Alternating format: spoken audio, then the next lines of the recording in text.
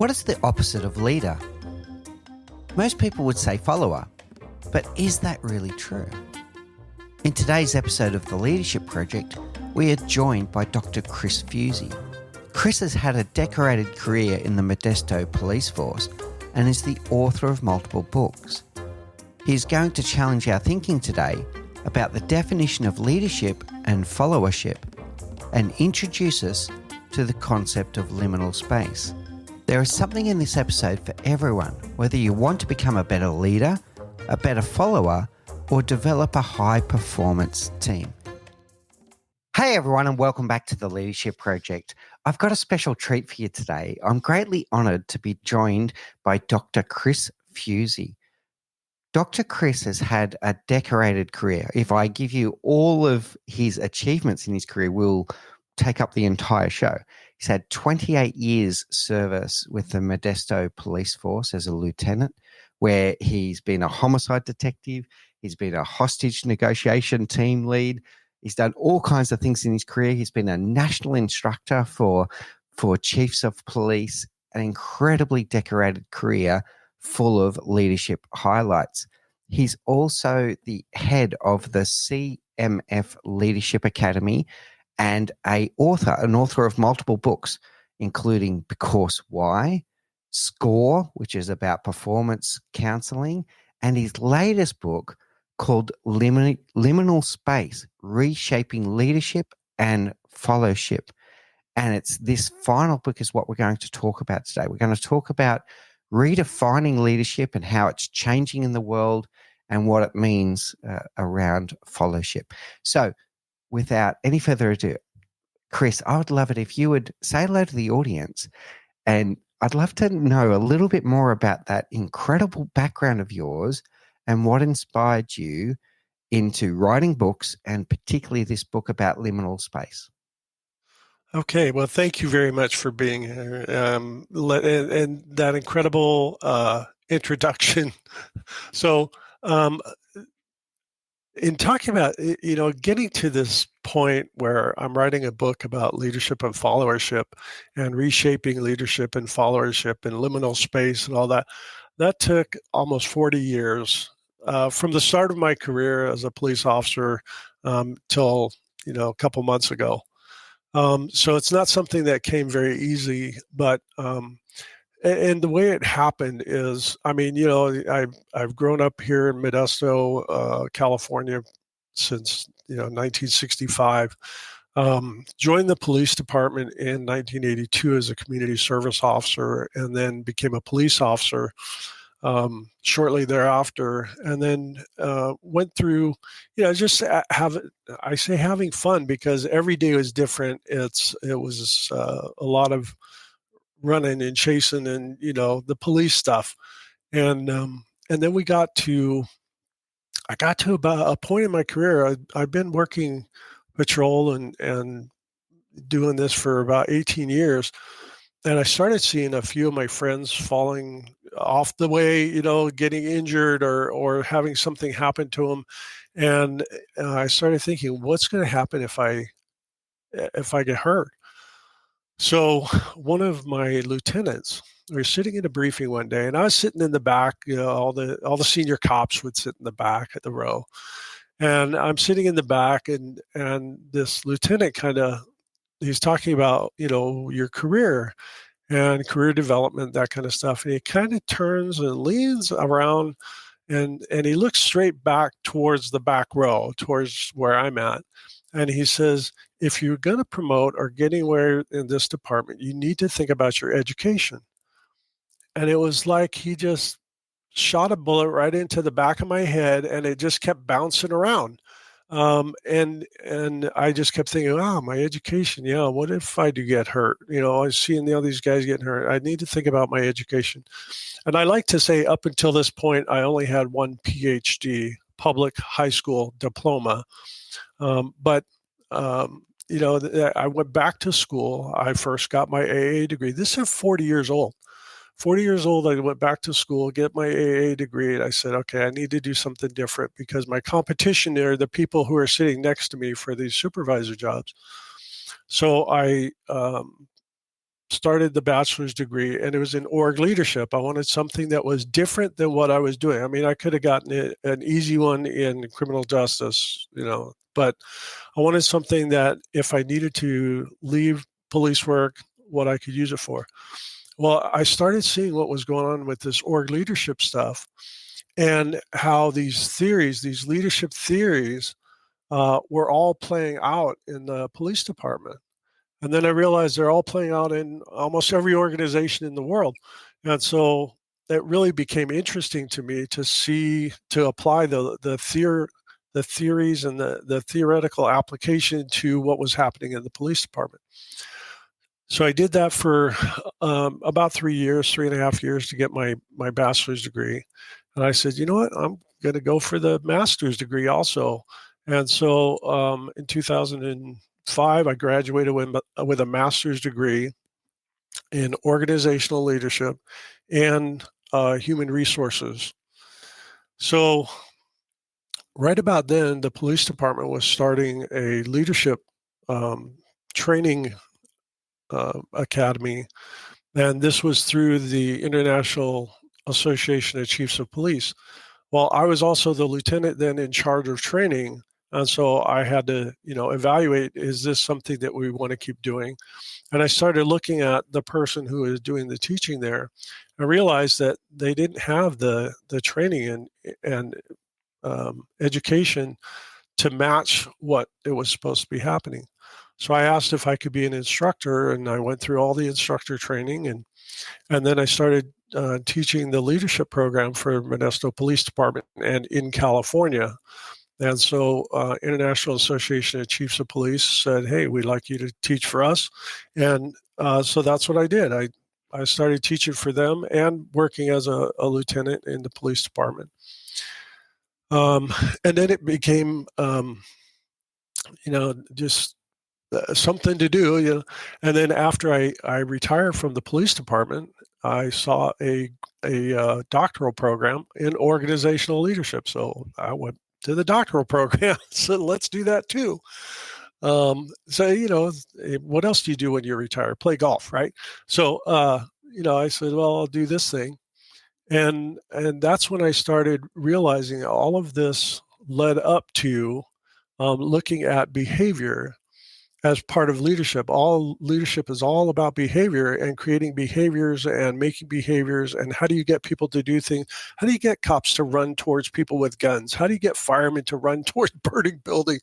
Stuff that the rest of us run away from, right? Mm-hmm. And they're going towards it, So that's how I got to thinking about this. And actually, with these books, I wrote them backwards. I say backwards in that I started with the Because Why book, and that's evaluating behavior.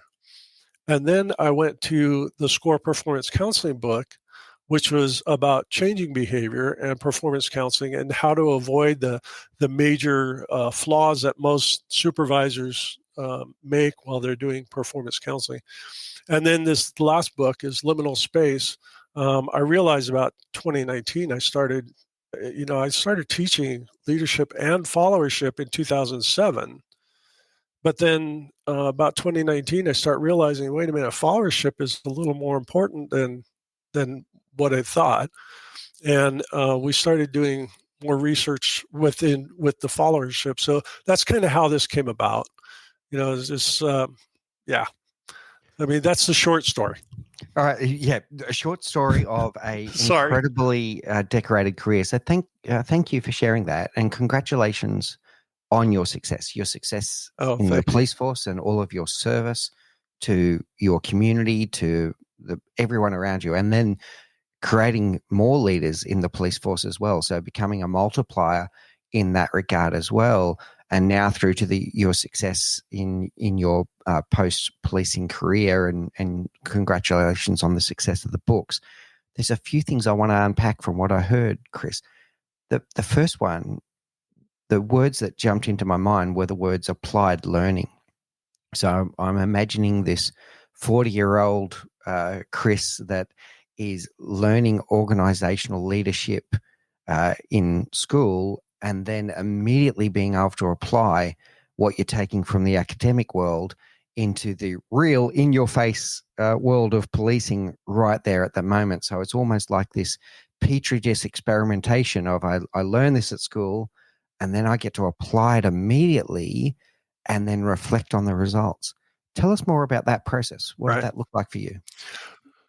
So it was very interesting, and I actually used that example of a petri dish because it was just like that. We would talk about cohesion and how to build cohesion, and then the next day I'm in a staff meeting or a squad meeting, and we're talking about, hey, we all need to work together, and I use the word cohesion, and these things. I mean, it was just one right after the other. It was very interesting. There was one instance where we were talking about. I'm trying to think of what it was. We're talking about groupthink. And so that night, it was the next night, we're talking about groupthink and how, all the problems with groupthink. The next night, we have a call where there's a gang fight going on and there's some shots fired. And so every cop in the city is rolling to that call. and one of the cops gets on, and I'm the lieutenant in charge, and I'm listening to this stuff. And one of the cops says, okay, we're going to 1198 or meet at a certain church that's nearby where this is happening, so that way we can all be ready and rolling together. So they're all rolling code 3, lights and siren, to a place it's not even happening. And so to me, that was an example of groupthink where everybody's still rolling. They're still, we got to get there. We got to do this. It was very urgent, and I told them to cancel code 3. In other words, keep going, but you don't need lights and siren. You don't have, I don't want you running through an intersection and smashing into some family or something. And so the next day after, they were not happy with that. So the next day, we're in briefing, and I said, we need to talk about what happened last night. This idea of groupthink, where you're rolling code 3. And when I say groupthink, I had a few people go, oh, more of this educated stuff. And that's exactly what it was. And I started talking about how groupthink causes us problems sometimes. And then we applied it right then to that situation that happened the night before. But having that at the top of my mind when I went to work that night, and then when it happened, it was like, okay, this is not good. Somebody's going to run a red light. Somebody's going to, the cops are rolling code 3. They're running red lights to this thing where it's a possible shooting. We need to stop this, right? This is a groupthink issue. In my mind, that's what it was. And then, so when we debriefed it the next day, it was that immediate application. There was another incident where I'm in class, and it was kind of interesting because it was me, a sheriff's deputy, somebody from mental health, and one of our victim services people, that we're all taking the same kind of program together. And we're in this class, and the instructor is talking about, it's a sociology class. The instructor is talking about domestic violence. And she says, well, men can't be victims of domestic violence. And so I raised my hand. Yes, I want to disagree with you because, I've arrested men and women for domestic violence. And she goes, no, I've been teaching for 30 however many years, and I was in social work. I said, well, you need to come ride with me because women do beat up men. So there is domestic violence on the other side. And she got very angry with me. But then again, go back out in the field, and the very next day, what do we have? We have a case where, and our victim advocate was saying the same thing, and our person from mental health was saying the same thing, and our SO, our sheriff's department person, we're all saying the same thing. And she said, nope, this is not the case. So, but then the next day I go out, we have a domestic violence case where the woman was the aggressor, and she ended up getting arrested. And then I go to class the next week, and this gal says, no, I've looked into this. I've researched it. So, well, obviously you don't know what you're talking about, and so it worked both ways, really. So it's not just how you talk about research informs practice. Well, practice also informs research, and that's what that was. It was really cool to see that happening. Yeah, I love this, Chris. And the first thing I want to say to the audience here is anyone that is listening to this, and if you are in a domestic violence situation, please do seek help. There are really great organizations out there that can help you. I know it's scary to take that first step, whether you're a man or a woman. If you're in a domestic violence situation, please seek help. There are really good organizations that can help you, and there's always a way out. There's always a solution. You just need to ask for help, and it's not a sign of weakness to ask for help. It's a sign of strength. I love this bi-directional thing that you're talking about here, Chris. So that ability to, okay, I learned something from my academic studies last week that can apply in my policing today, and then equally in that academic setting to be able to say, well, hang on a second, my lived experience is this. They inform each other, and it's that ability to stop and reflect and bring both together that makes for a richer education for you, but also I'm going to say a richer education for those around you, because we all learn from each other, and this ability to put it into practice and learn in real time is quite incredible. What I want to go to now is then thinking about, and this will be hard to imagine for some of us that have not been either in the military or in a policing situation, is some of the real-time aspects that we're talking about here.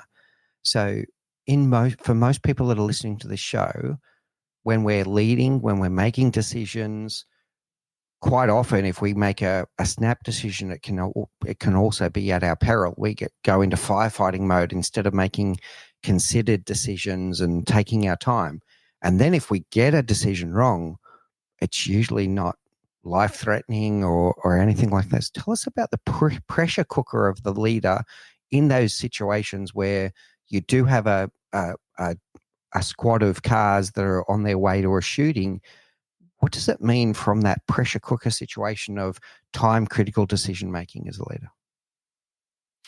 Well, that's one of the things that's actually that's why I wrote the book, because why is a lot of that decision making is it's not a perfect process.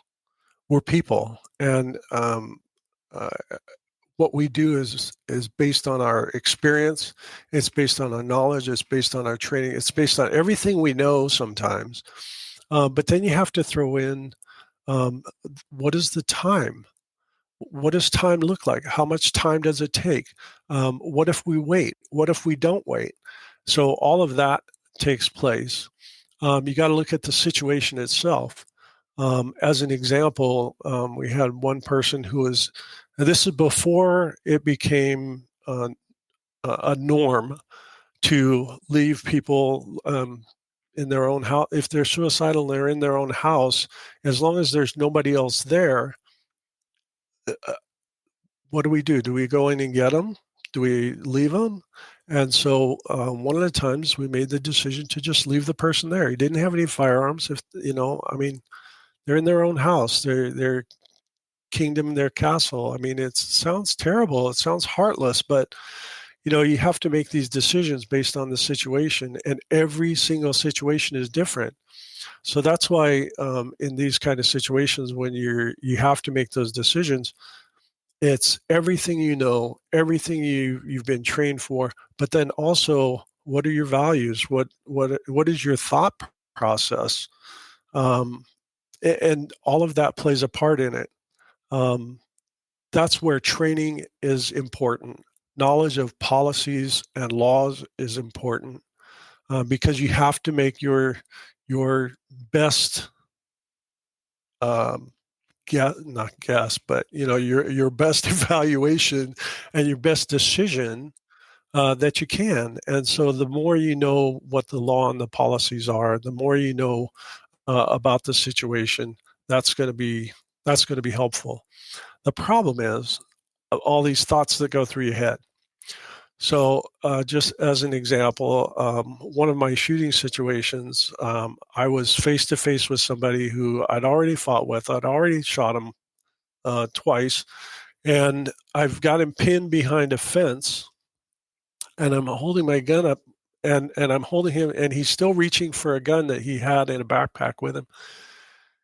And he asked me, he says, "Why are you killing me?" And I said, "I haven't yet." But what went through my mind,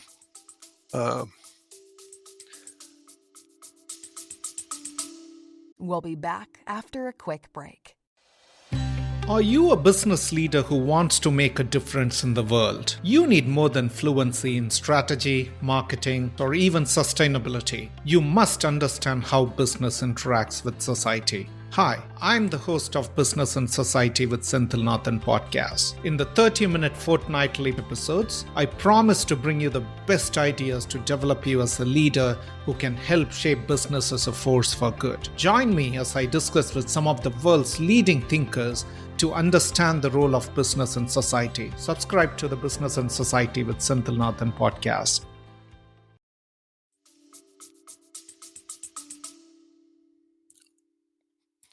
was my own son. My own son could have been in that situation. I'm sorry about this. It happens because we're human. But I thought this could be my son, same age, same kind of thing going on. And I thought, what would his father think if I killed his son? What would I think as the father? That took maybe 0.5 seconds, if that, to consider that. And that's the one reason why I didn't shoot him. And that decision making, it's all those things that happen. You have tunnel vision, tunnel hearing, focused attention. I can tell you that in that instance, there was an alarm about 5 feet from my head, ringing, big old blaring alarm. I couldn't hear it. To this day, I can tell you that I couldn't hear it because I was so focused on this person. So all of that happens. It's a little easier when you're not in it personally. So you feel more detached, and it's a lot easier to make those decisions because you're not having these same things. You're not having the emotional reaction that you end up having when you're personally involved. So the decision-making process is actually easier when that takes place. But it's still, time, I think, is something that people don't think about as much, as because we're always pushed to how do we resolve this? Let's find this. Let's solve this. Let's get it over with. But sometimes that time could be 1/10 of a second, or that time could be 10 hours. So we try to stretch out the time. We try to get people to slow things down. Okay, let's just slow things down. And so we have time to make these cognitive decisions, go from the amygdala to the frontal cortex, so that we can make those decisions with an intelligent thing instead of a knee-jerk or emotional hijacked reaction. So that's part of what that is. It's very complicated kind of thing, and a lot of it goes back to your training. Really powerful, Chris, and thank you for sharing that story so openly and vulnerably with us. A few things I want to reflect on. The first one was the emotion in your voice, and we do sometimes get a stereotype of someone that's been in the police force for 28 years may have become desensitized and emotionally detached, but that's not what I'm seeing in front of me. I'm seeing a very human person in front of me, and the humanity in policing is something that is critical for you to make those right decisions in those moments. What I'm hearing then is the situational leadership, to be able to read the situation in front of you, the adaptability to be able to do that in real time and to adjust as new information comes in that I didn't have before that might influence what I'm about to do, what my next action is. The aspect of time, how much time do I have to make this decision? And sometimes it is going to be a microsecond, and other times it's going to be, hang on a second, let's slow the pace down a little bit here. We have time to do so. Let's make a more considered decision. So that temporal aspect's really interesting for me. Then the other part that I picked up is what you fell back to in those moments was your values and your SOPs. So a value-based decision at that moment in time. Would I be proud of this decision tomorrow? Is it congruent with my values? And then if I'm really stuck, let's get to what do the standard operating procedures tell me to do right now? But you're doing all of that in a time that's faster than what I've just described it. You're doing it in those absolutely critical moments. What I'd like to go with next is you said something else really interesting before, which is now our very definition of leadership on this show is the ability to inspire people into meaningful action around a worthy cause because they wanted to do it, not because they were told to do it. Now, that's easy for me to say in the corporate world, Chris. What you said before is you're inspiring people to run towards the very danger that most people would be running away from. How does that play out? That is, it's difficult because this is where you have to know your people.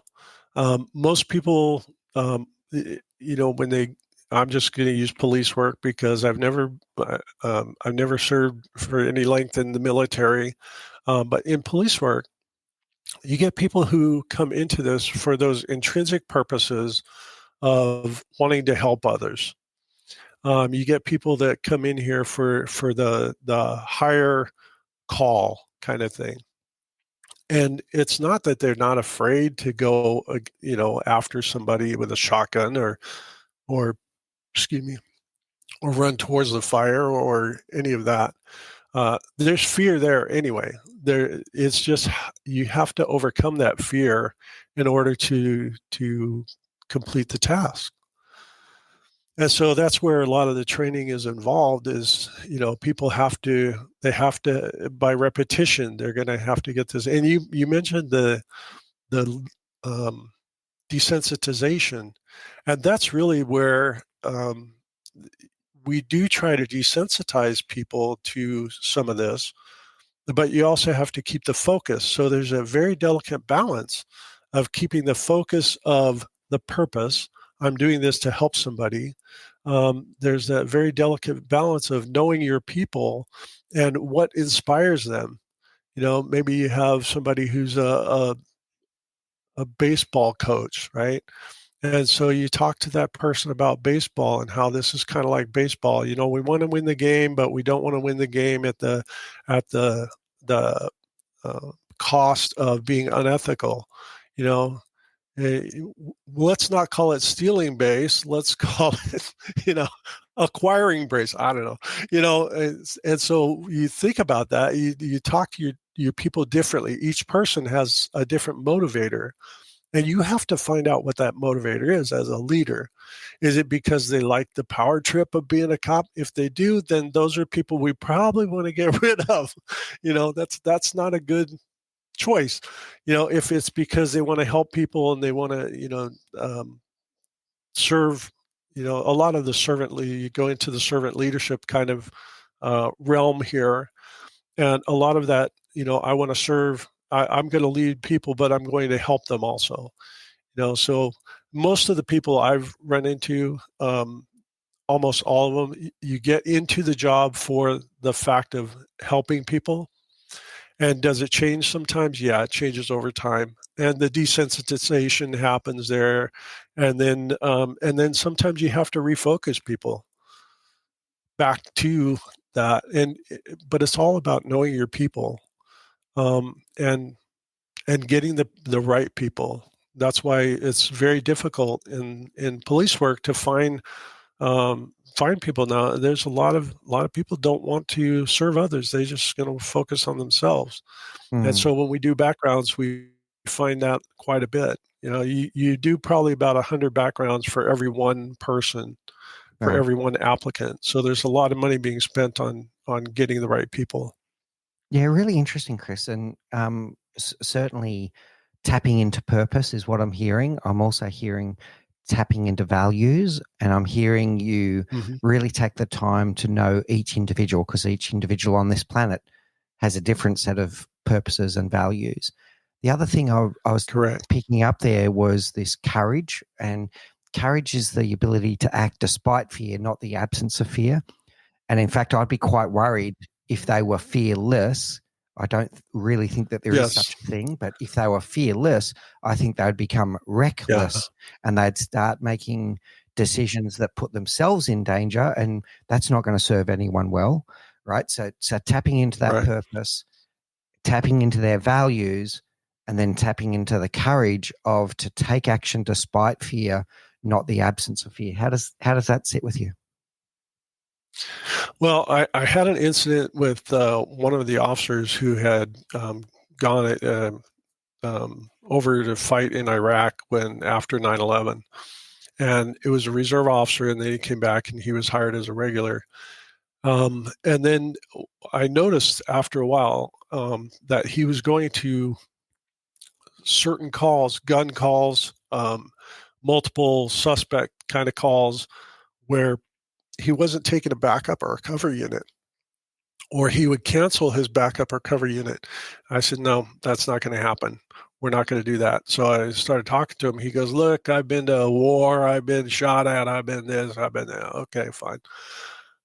So I can handle this. I go, well, I'm still responsible for, your life, and your family's going to get mad if something happens. We just reckless. And I use that term. If we just recklessly allow you to do whatever you're going to do, plus you're creating a target, you're making the situation worse. And so we had to stop that. We had to take him off the street and get him some counseling and get him, some treatments. And then he realized what he was doing, and he came back to work. And, we really watched this guy. But, he started doing things exactly how we wanted him to do them. So, yeah, that is a concern there. Yeah, that's really interesting, Chris. And what I'm picking up on there again is what action is going to serve us well, everyone well right now. And those actions were not serving well. But then to tap into, that's a behavior. What's driving that behavior? Where is that coming from? Is it some post-traumatic stress disorder? Is there something missing in this person's life that they're looking to fill a void, to unpack the behavior, which I think is a really interesting segue to then talk about behavioral-based leadership. And in liminal space, you're talking about reshaping leadership and followership. So what do you mean by reshaping leadership and followership? We'll be back after a quick break. If you're a private practice owner, here's why you want to hire virtual assistants. Virtual assistants not only can perform all of the non-clinical responsibilities by supporting or replacing your current team, but they can do it at a fraction of the cost, all while improving the patient care experience. Virtual Rockstar was created for private practice owners by a private practice owner who wants to help you gain greater profitability and freedom. We'll teach you how to work with virtual assistants, all while helping bring a family out of poverty. Visit www.virtualrockstar.com today to learn more and book your free discovery call at www.virtualrockstar.com.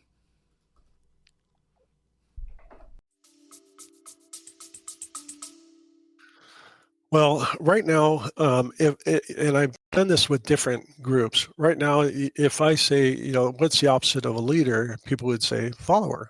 And I've done this several times, and now people know. Wait a minute, he's setting us up, But we still have that mental scheme in our heads that the opposite of leader is follower. And when it's really not the case. I did this with Chat GPT. I typed in, what's the opposite of leader? And it said follower. This is actually in the book.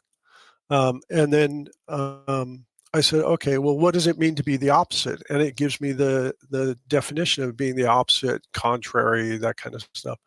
I said, well, then if leader and follower are attempting to do the same thing, and they're in the same organization, is follower in that context of what you just said as opposite, is follower actually the opposite of leader?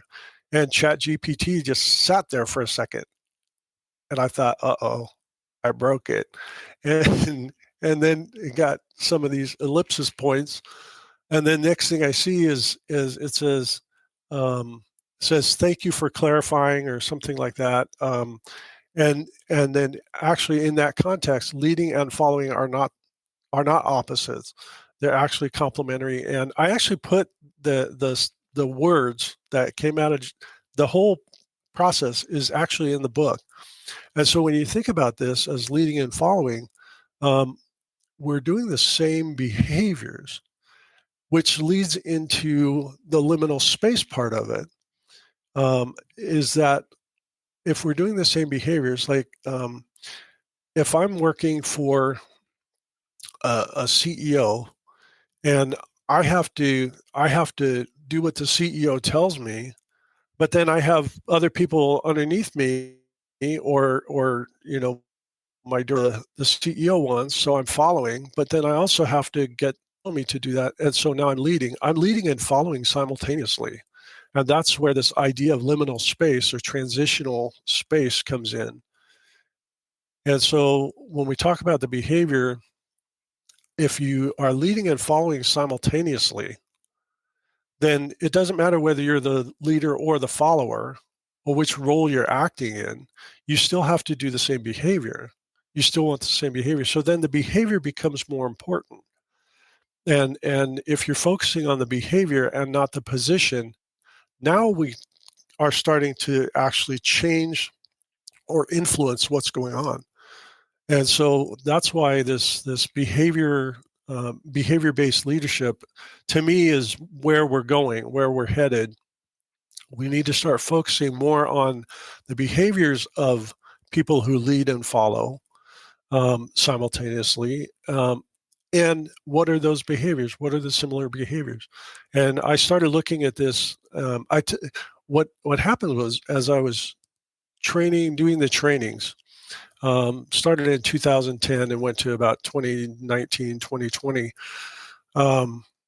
Every time I would do a training, we'd say, okay, everybody in the class, I want 2 traits of a great leader. We start talking about great leaders. Okay, 2 traits of great leaders.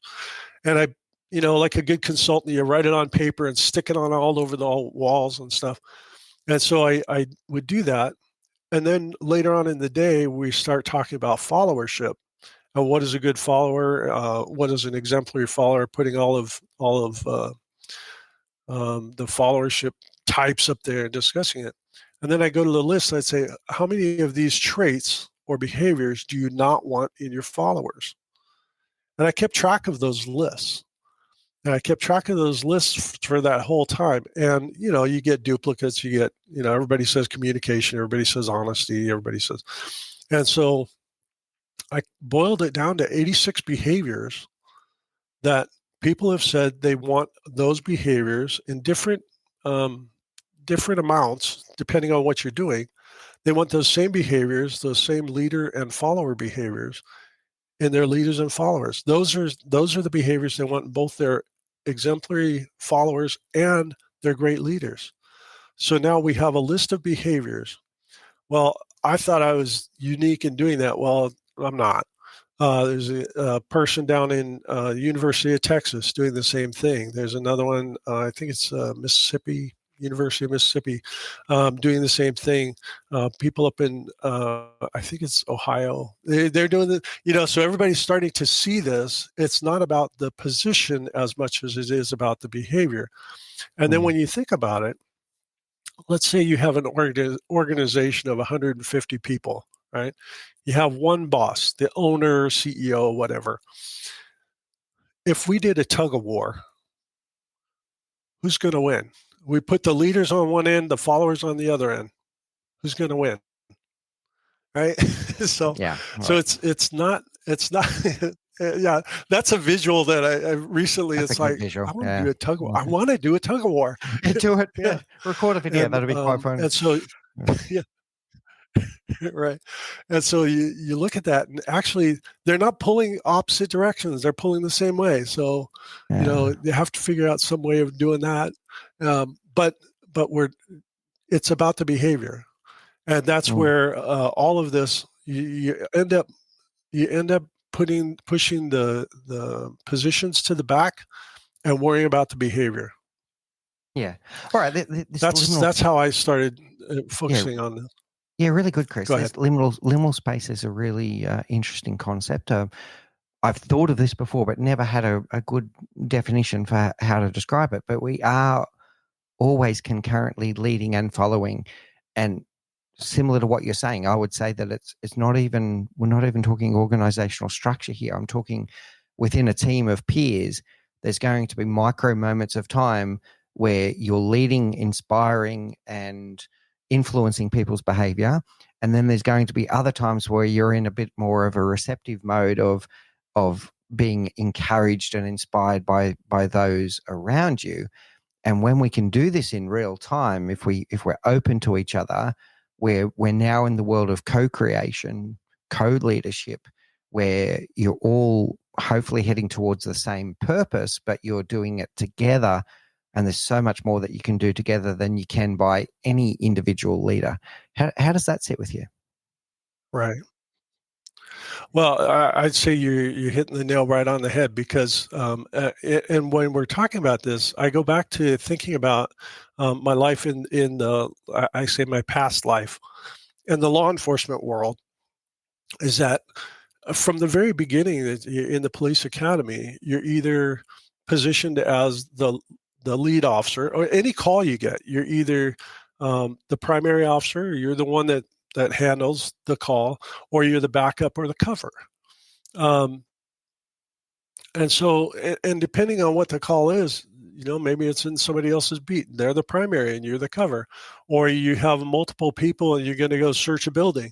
Well, if you're the primary, you take point. Or you look at some of these SWAT teams where they have interchangeable positions.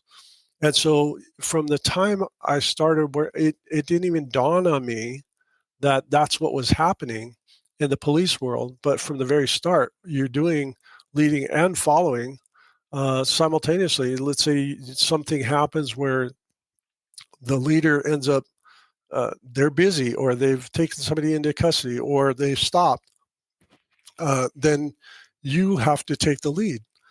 And so I have a shirt that says lead as, or follow as if you are leading. If the situation changes, you just may have to.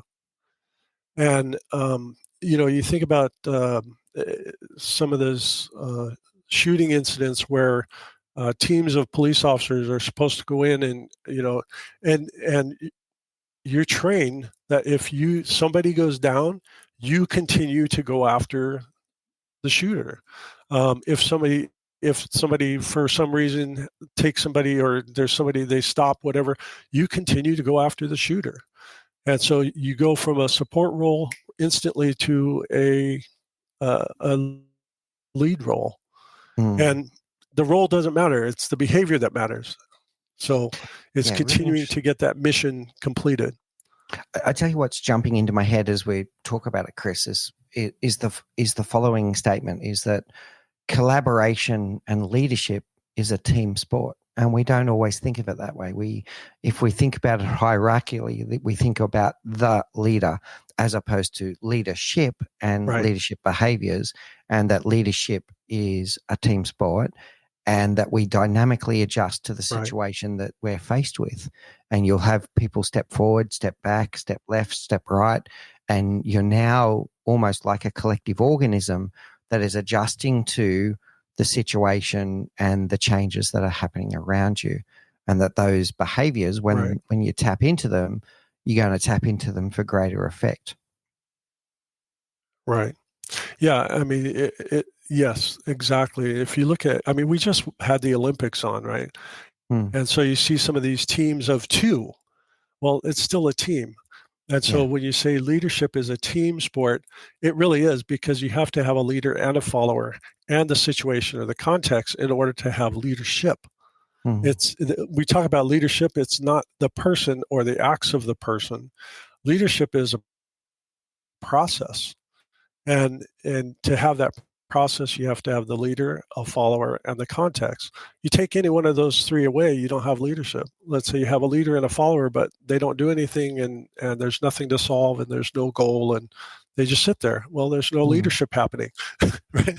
So it is a team sport. And so you think about in the Olympics, if like the volleyball, I love watching volleyball. I don't know why, but when they have the two people playing the volleyball, right?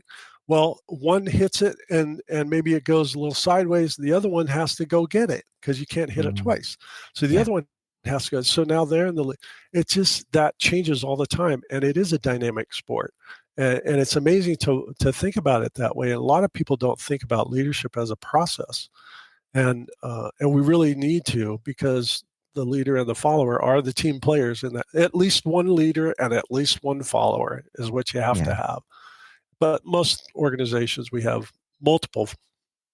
Yeah, I love it, Chris. And so your beach volleyball example is a really good one, which is because then what's happening is the two players are adjusting to each other. So if one person went up for a block, the other person's going, oh, okay, I better be ready if the ball comes off the block. So they're adjusting to each other, and they're adjusting to the dynamics of where is the ball, what is the opposition team doing? Am I going to go for a spike now, or am I going to go for a tap? You're dynamically adjusting with each other, and you almost become two people that become one, and you start moving in different shapes to be able to match the situation that's in front of you. And I think that's a really interesting takeaway for our leaders today. The sports metaphor is really easy to understand, whether it's rugby, volleyball, cycling, things like team pursuit cycling. They're always adjusting and all this kind of stuff. It's really obvious. My question to the audience is, are you doing that in your teams? Like, so if you're out there in corporate world today, or if you're in the police force like Chris has been for many years, and you're in your team leadership situation, is your team dynamically adjusting to each other? Are they concurrently leading and following? Are they supporting and complementing each other in the right way? Or are they all just doing their own thing and going in their own direction? Or are they all just sitting there waiting for the leader to make decisions? And I'm going to say if you're in the second or third situation, you're not tapping into the power of what leadership and followership could be. How does that summary sit with you, Chris? We'll be back after a quick break. Welcome to Practical Wisdom for Leaders, the podcast where we help you become a great leader. I'm Dr. Scott Allen, and each week I engage with world leaders, senior executives, nonprofit trailblazers, and professors from universities around the globe. We explore all aspects of leadership: executive development, personal growth, bad leadership, women in leadership, decision-making, and so much more.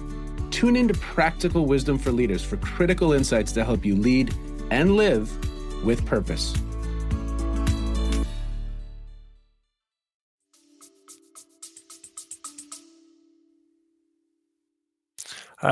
It's great, and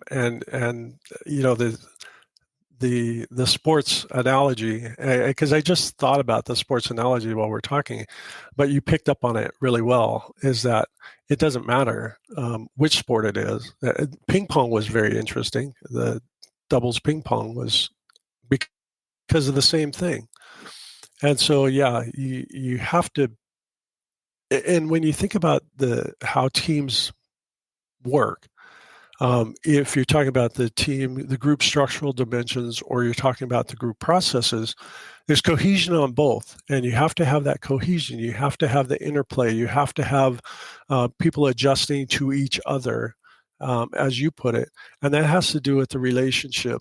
That has to do with tasks. That has to do with the construct of the team and how that's done, which are all things that you look at in team development theory. And so you can actually break down, you could actually break down a tennis match by how they do that, a doubles tennis match. Mm-hmm. Or, that'd be fun to do.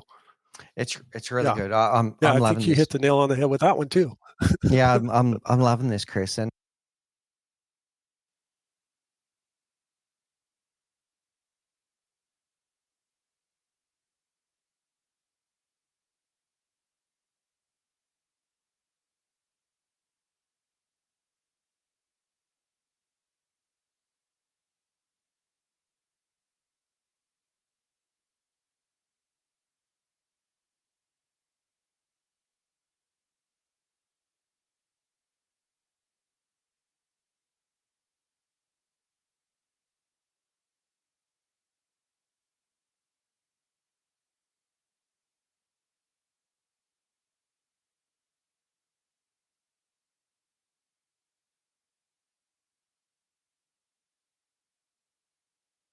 tackling before, we know that.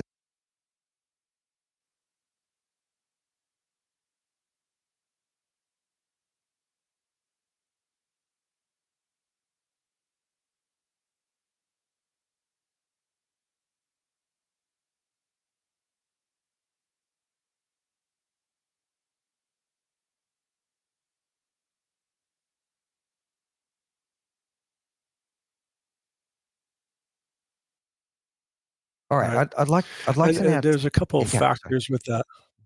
You Go go. Sorry. Well, I was just going to say a couple of factors in that resilience is that the ability to adjust, right? You have to be able to adjust, and then with that comes a little bit of grace. Yeah, You have to have a little bit of grace, and not everybody's going to be perfect. People are going to make mistakes. Okay, don't do the blame game. Let's get the task done. Let's focus on the task. Let's focus on the behavior. Let's get it done. Give people a little bit of grace, and don't play the blame game. yeah, love it, Chris. And then we can learn Sorry, together. I had to throw that in. No, it's really good. Then what we can do is we can learn together and we can fail forward. But it needs that grace and it needs the humility as well of others to be able to do that. Okay, really good. Now, I'd like to take us to our rapid round. So these are the same 4 questions that we ask all of our guests. So, first one, what's the one thing you know now, Dr. Chris Fuzie, that you wish you knew when you were 20? How to be a good listener. I wish I listened a lot more when I was just 20 years old, but just like most people when they're 18, 19, 20, they're ready to go. They think that they've had 20 years experience and they know everything, and you can't stop me. I'm going. I wish I knew that Right. one too. That's a So really I wish good wish that. Yeah. All right. Brilliant. Okay. So Yeah. what's your as an author? What is your favorite book? Well, there's actually 2, but the one I'm going to say today is The Courageous Follower by Ira Shalef. The Courageous Follower is, it talks about doing what we're supposed to do, and even when we don't want to do it. I mean, we talked about courage before, and you eloquently explained how that works. And so to me, that's one of my favorite books. Yeah. Okay. Really interesting. Okay. Very good. And what's your favorite quote?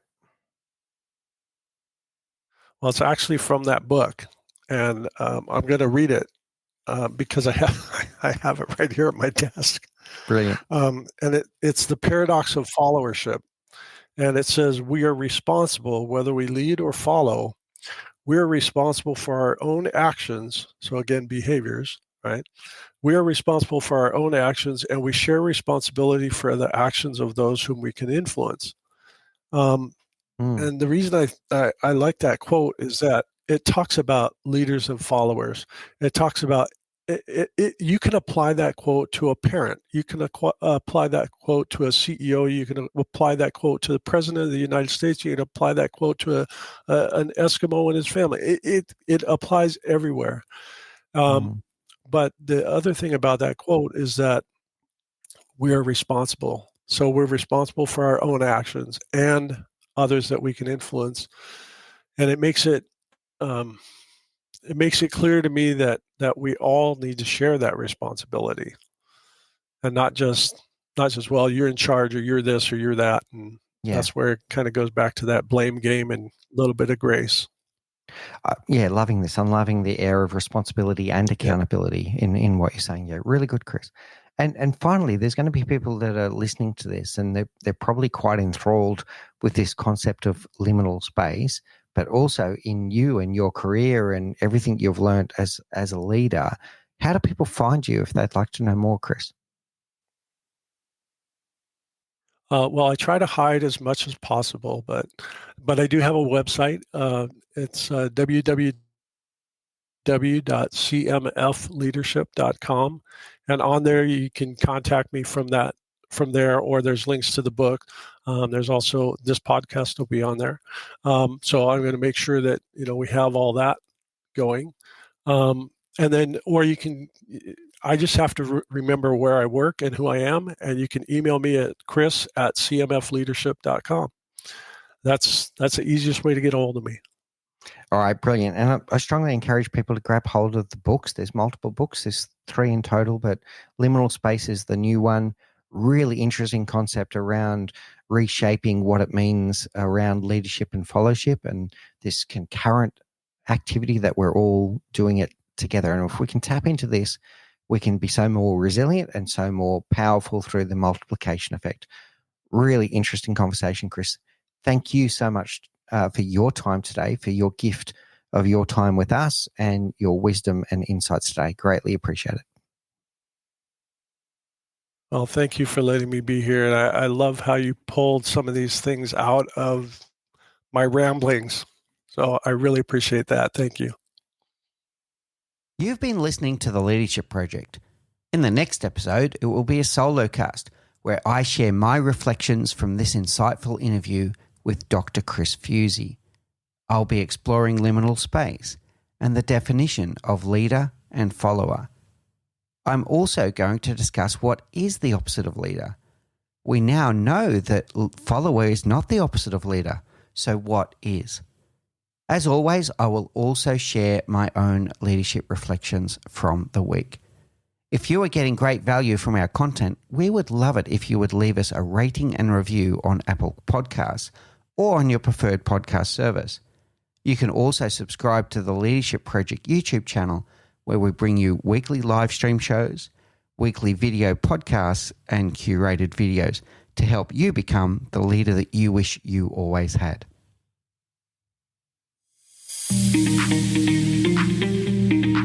Thank you for listening to The Leadership Project at mixbeers.com. A huge call out to Faris Sadek for his video editing of all of our video content, and to all of the team at TLP. Joanne Goes On, Gerald Calabo, and my amazing wife, Say Spears. I could not do this show without you.